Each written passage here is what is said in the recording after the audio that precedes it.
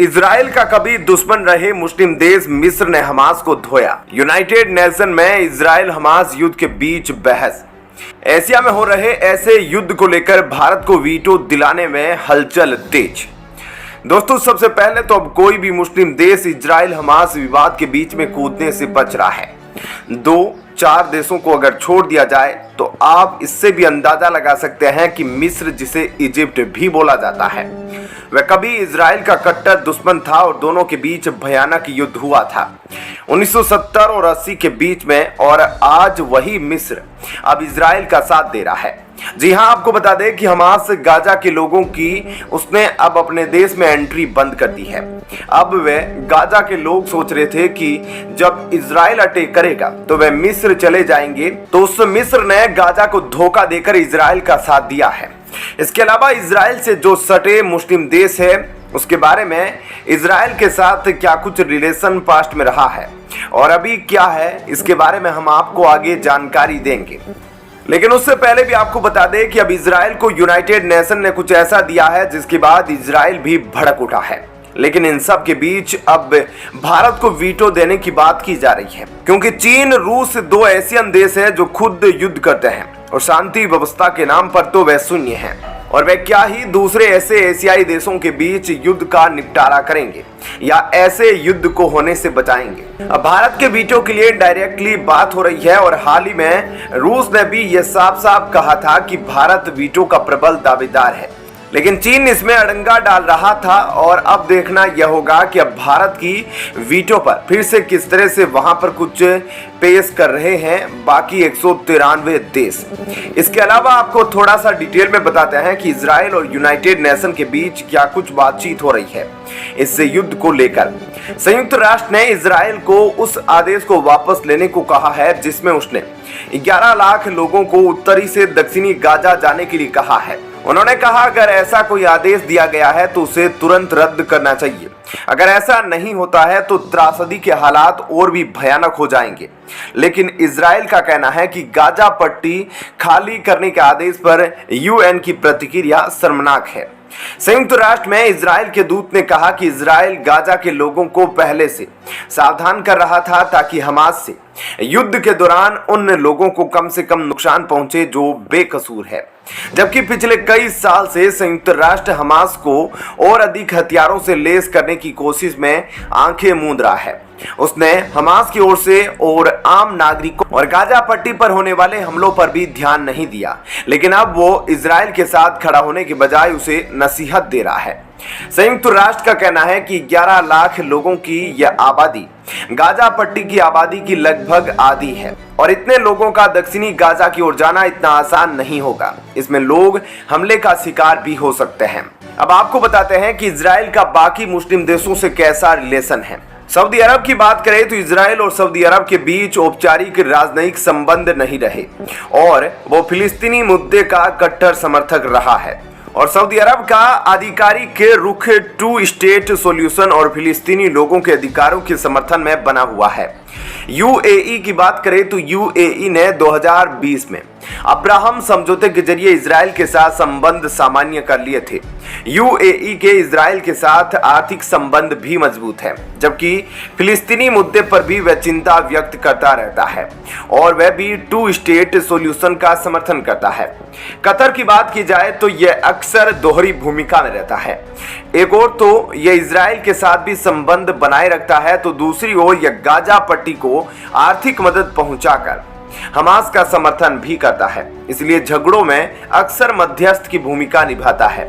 ऐसे में कुछ देश अभी इजराइल के साथ है तो कुछ देशों ने इजराइल से अभी भी दुश्मनी मोल ले रखी है।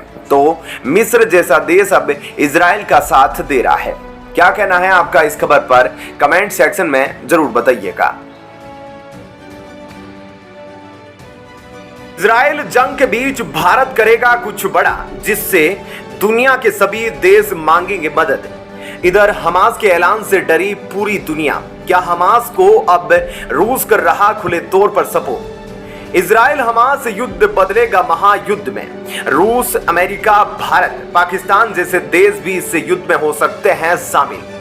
दोस्तों सबसे पहले तो आपको बता दें कि दुनिया में जो 30% गेहूं एक्सपोर्ट करने वाला देश था रूस और यूक्रेन, वह तो अब गेहूं एक्सपोर्ट करने से रहा नहीं किसी भी देश में। और जो इजराइल हमास के बीच युद्ध हो रहा है उसमें काफी सारे अरब देश भी इफेक्टेड है और बहुत सारे देश इसमें सम्मिलित है। और इस मौके पर इस युद्ध के बाद अब भारत के गेहूं की डिमांड काफी बढ़ने वाली है। हर देश से अब भारत द्वारा मदद करने के लिए सभी देशों की गूंज सुनाई देगी। आपको बता दें कि रूस पर बहुत सारे देशों का प्रतिबंध है कि वह कोई भी चीज एक्सपोर्ट नहीं कर सकता और यूक्रेन जो कि अब गेहूं एक्सपोर्ट करने के लायक बचा नहीं। और यही दो देश थे जो 30% गेहूं निर्यात करते थे बाकी देशों में, और ये दोनों देश अब गेहूं एक्सपोर्ट करने लायक नहीं हैं। तो भारत ही एकमात्र सहारा है जो सबसे बड़ा देश है गेहूं एक्सपोर्ट करने के मामले में। और इस पर अब दुनिया के सभी देश इवन यूरोपियन कंट्रीज भी अब इजराइल युद्ध में कूद चुके हैं, तो उन्हें भी सपोर्ट की जरूरत होगी और भारत के गेहूं की डिमांड बढ़ेगी। तो यह थी भारत के गेहूं का गणित जो हमने आपको बताया।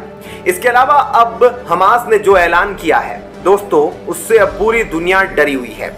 बताया यह जा रहा है कि रूस ही इन सब का मास्टरमाइंड है।